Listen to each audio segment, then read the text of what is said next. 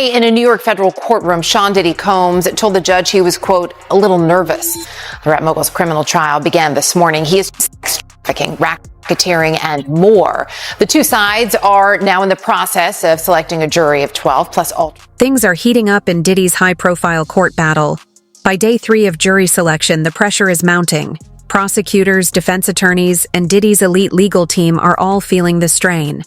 But what really triggered Diddy's frustration was the judge's surprising move to introduce a new player into the courtroom, Ben Chew. Recognized for his role in Johnny Depp's headline-making win against Amber Heard, Chew's unexpected presence has added a dramatic new twist to an already tense trial. Built a reputation as one of the most talented actors in Hollywood.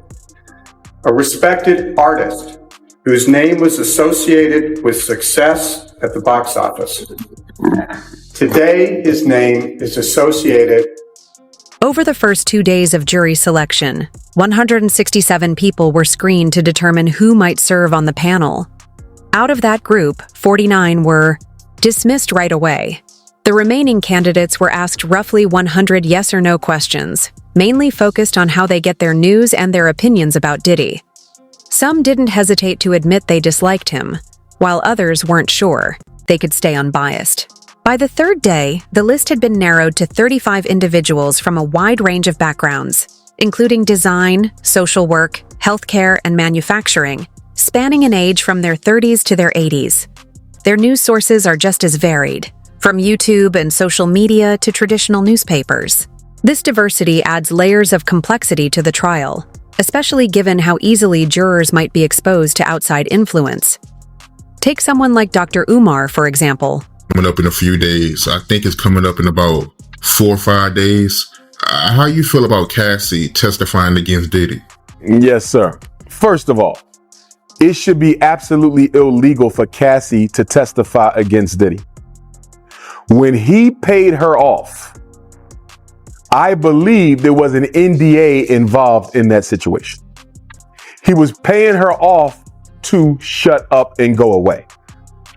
After all the money he paid her, after her signing an NDA, how can she then be brought back into court to testify against him? It reminds me of Bill Cosby. Some of those women who lied on Bill Cosby during his sex abuse cases had NDAs. And the court let them break the NDA. You never see this with a white man accused of the same. You never see this with a Caucasian accused of the same. His lawyer should do all that they can to fight against Cassie testifying. She wasn't sex trafficked. So why are you testifying in a sex trafficking case?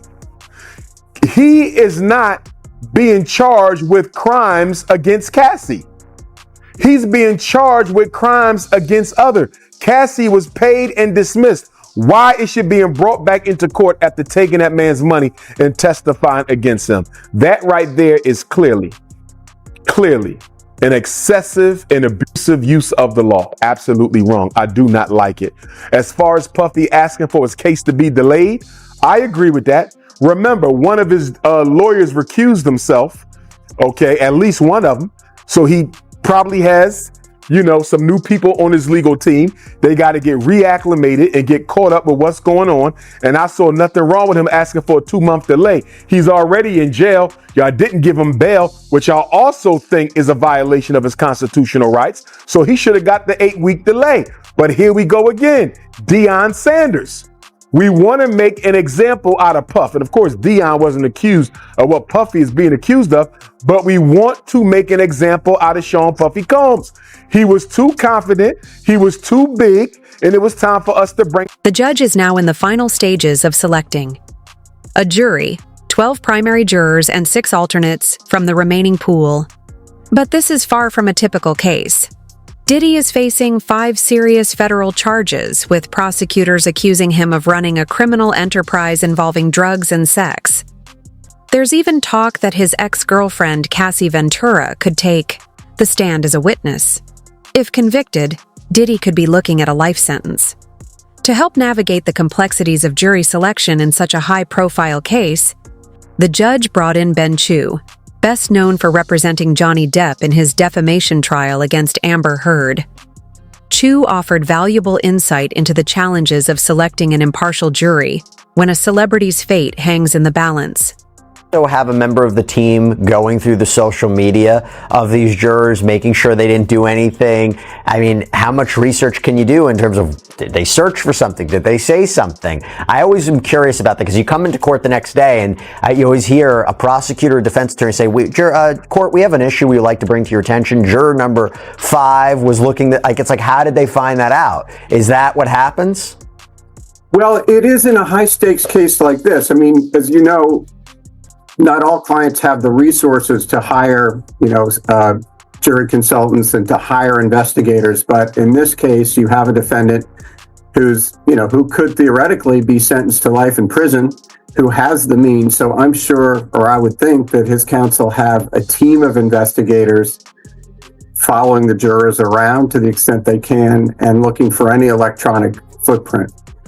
Now, I mentioned before how can you believe the jurors? How do you know they're telling the truth? Well, I'll tell you what we've seen so far in the Combs jury selection process, you have what seems to be a lot of honesty, okay? Because you had one prospective juror who told the court that she had been sexually assaulted as a teenager, and that if the defense brings up at trial that, look, these alleged victims didn't report what they say happened to them, this juror indicated they would understand why, and they would be biased in the alleged victim's favor. This juror was Poncha noted that in many celebrity trials, people are eager to serve on the jury. It feels thrilling, even historic, but this case is different. Very few seem willing to be part of this jury. According to Ben, the reason is obvious. Unlike Johnny Depp's civil defamation trial, this is a criminal case, and a serious one at that. The charges involve disturbing allegations, and the evidence is expected to be deeply unsettling. That kind of weight is enough to make anyone think twice about serving. Meanwhile, reports suggest Diddy himself is feeling the strain as the jury selection process drags on. Morning, day 2 of jury selection in the racketeering and sex trafficking trial of Sean Combs, seen in court with graying hair. Federal prosecutors are trying to prove Combs used his power, wealth, and fame to force women into drug-fueled orgies he called freak-offs and then threaten them into silence. The jury questionnaire warning potential jurors there may be evidence of sexually explicit videos, photographs, and language. Many prospective jurors said they had heard of the case, and this potentially damning evidence, video first obtained by CNN showing Combs knocking then-girlfriend Cassie Ventura to the floor of a Los Angeles hotel in 2016 and kicking and dragging her. It was upsetting to watch, one woman told the judge, but I don't know the full story, so I can listen to the facts.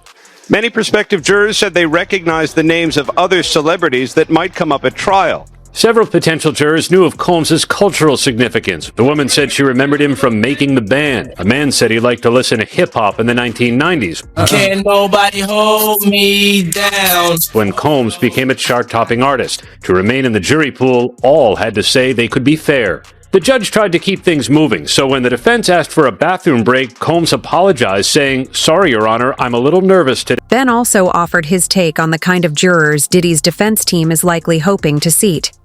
He suggested that younger, open-minded individuals, those less likely to be rattled by graphic or controversial details, could be more sympathetic to the defense. He also noted that men might be favored, not due to any question of women's fairness, but because the nature of the allegations could be especially difficult for some women to hear without forming strong emotional reactions that might sway their judgment. You put Johnny Depp on the stand. It's always a high-risk strategy. It worked for you. If you were representing Sean Diddy Combs, would you put him up? Well, we put Johnny up because he was telling the truth. So that was a very easy decision to make, and he had the burden of proof, and frankly, we couldn't have stopped him even if we wanted to, but we didn't want to. Telling the truth as he did over several days, you're not telling the truth. Skilled attorneys on the other side are going to puncture that. I believe in that system.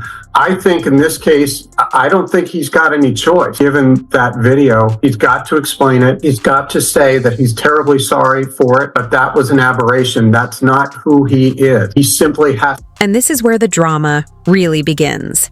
According to sources close to the case, Diddy was far from pleased when the judge brought in Johnny Depp's former lawyer to weigh in on jury selection. Behind closed, doors, he reportedly lost his temper. His legal team hadn't anticipated the move, and Diddy fears it could tip the scales of the entire trial. After all, the makeup of the jury could be the deciding factor in how this high-stakes case plays out. I think you want somebody who wants to serve, someone eager to serve, because that suggests that person might be inclined toward a celebrity like Diddy. I would also, in this case, I would want men, not because men support abuse, but I could see this being very difficult for women jurors. I would want younger jurors as well. I don't know that older jurors would be good for him. Do you care where they get their news? Do you care if they go on social media?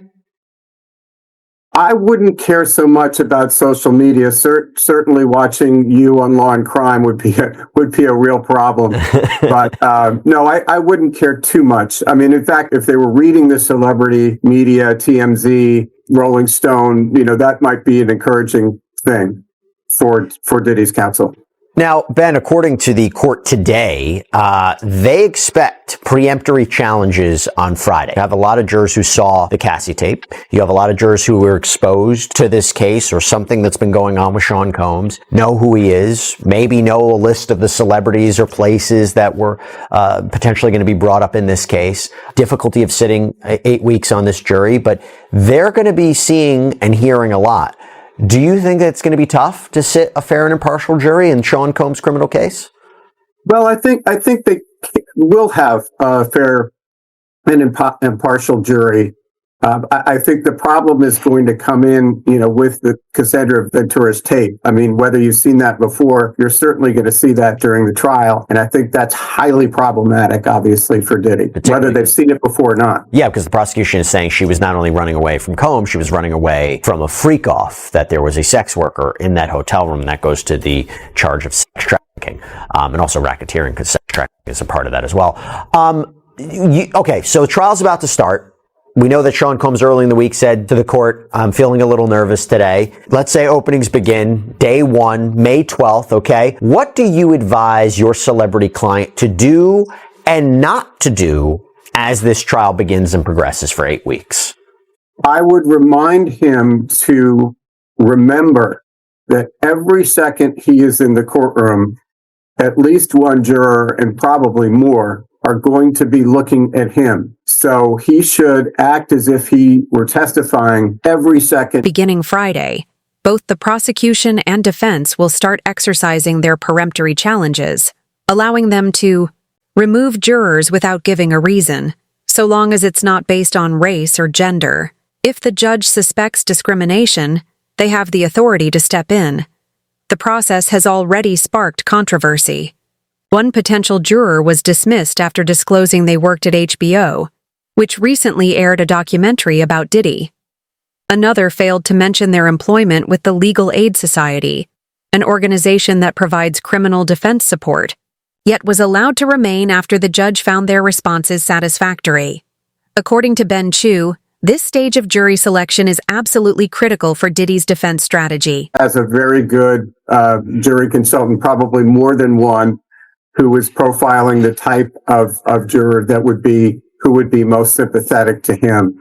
And I think it's wise for attorneys, even experienced attorneys, to defer for the most part to those jury consultants. Now, ultimately, it's the client's choice, and the client should be participating in the process, especially where it's here, his liberty is at stake.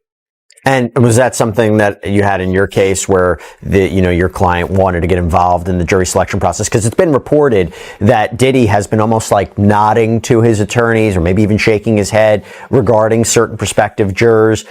Is that common? Is that what you saw? I think that is common, and it's natural that you would want to have some role in in choosing the people who decide your fate. And it also gives the client, I think, some measure or some feeling of control in a situation where any defendant would have to feel a profound lack of control, because this is not as he's used to controlling his business, his social life. And this is a situation over which he has almost no control. So this is an opportunity for him to have at least a modicum of control. And these preemptory challenges, each side will get a certain amount of them to strike jurors. It doesn't have to be for cause. It could be for whatever reason they want, but there are limitations. So they can't be strike jurors because of race or gender or ethnicity. How on earth is the court supposed to know that? How on earth is the defense or the prosecution's not going to come out and say that's the reason they're excluded? Last year, CNN released full security footage from a 2016 hotel incident showing Diddy physically assaulting his ex-girlfriend, singer Cassie Ventura. After the video went public, Diddy issued a public apology for his actions. Due to the intense media attention surrounding the case, the court has decided to keep the jury anonymous, aiming to protect their identities from possible threats or harassment. Prosecutors argue that the hotel footage is just one piece of a much larger pattern, claiming that for over 2 decades, Diddy used fear, violence, and manipulation to control women. They allege he forced women to participate in what he called freak-offs, wild, drug-fueled sex parties involving male sex workers. According to the prosecution, these women were coerced and lacked the ability to give meaningful consent. The formal charges state that Diddy leveraged his fame and power in the entertainment industry to organize and direct these events, some of which were allegedly filmed without the women's knowledge. These parties reportedly spanned several days and involved multiple participants. More recently, Chopper uncovered even darker revelations about what took place behind closed doors.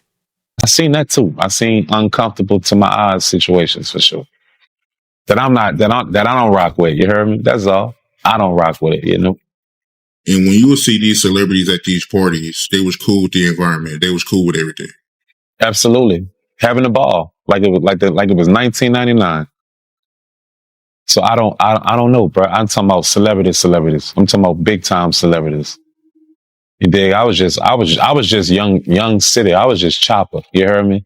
But to see like the juggernauts, the big dogs, you dig? The people we grew up watching, it was kind of exciting too. It was weird, exciting, and because you can't believe that you're here. They are accepting you. But I don't really think they was accepting it. They just was fucking having fun. They didn't give a who was there. And it was kind of like a situation towards, what you see in here don't go outside. It was kind of like that, if that makes sense. Whatever happens in here stays in here because everybody got something to lose in here. So it was kind of like that too. So I guess that made people be okay and willingly able to do whatever they wanted to do in there. You heard me? Because they knew that at the end of the day, it wasn't going to come back out up there. That's why people were so eager and fun to do what they wanted to do in there. Just my opinion. Because everybody has some. Sources describe the atmosphere at these parties as one where boundaries were virtually non-existent. Participants reportedly felt free to do whatever they pleased, confident that their actions would remain hidden and without consequence. This perceived protection created an environment where anything went. Alongside these revelations, new and deeply unsettling details about Diddy have surfaced, claims that hadn't even circulated as rumors before. One particularly strange allegation is that he owned large, 10-inch sex toys for personal use, a detail that adds an eerie and disturbing dimension to the broader accusations about his conduct. With Diddy in Miami? Yes. I kicked it with Diddy on Star Island for sure. One time I kicked it with Diddy, and this one, you heard me, they was trying to bring me back on Bad Boy. He brought me to Star Island, and he let me see the house, and I'm walking through the house, and he went from showing me the house to me just, it's so paused. The house was so big, fuck, I just started walking around myself, I was amazed.